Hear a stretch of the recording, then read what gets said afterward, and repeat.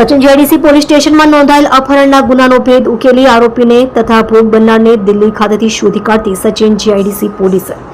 ગઈ તારીખ 21/3/2025ના રોજ ફરિયાદી શ્રી સુનિલ લક્ષ્મીશંકર દુબે ઉંમર વર્ષ 45 રહે plot number 173 room number 5 Sandhya park society Sachin GIDC Surat નાઓની સગીર વયની દીકરી ઉંમર વર્ષ 17 નાનીને કોઈ અજાણ્યો ઇસમ લલચાવી ફૂસલાવી લઈ ગયેલ હોય જે મુજબની ફરિયાદ આપતા અત્રેના સચિન જીઆઈડીસી પોલીસ સ્ટેશનમાં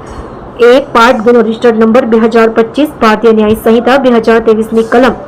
137(2) મુજબનો ગુનો નોંધાયેલ ઉપરોક્ત ગુનો ડિટેક્ટ કરી આરોપી તથા ભોગ બનનારને શોધી કાઢવા સારું મહેરબાન પોલીસ કમિશનર શ્રી સુરત શહેર તથા અધિક પોલીસ કમિશનર શ્રી સેક્ટર 2 સાહેબ તથા નાયબ પોલીસ કમિશનર શ્રી ઝોન 6 સાહેબ તથા મદદનીશ પોલીસ કમિશનર શ્રી આઈ ડિવિઝન સાહેબ નાઓએ સૂચનાઓ આપેલ હોય જે અનુસંધાને પોલીસ ઇન્સ્પેક્ટર શ્રી કે એ ગોહિલ નાઓના માર્ગદર્શન હેઠળ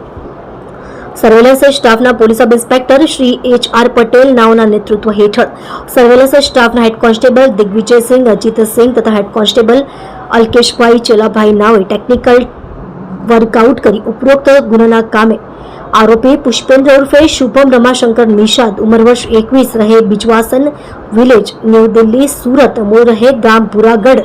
જિલ્લો બાંદા ઉત્તર પ્રદેશ તથા ભોગ બનનારને શોધી કાઢી પ્રશંસનીય કામગીરી કરેલ છે।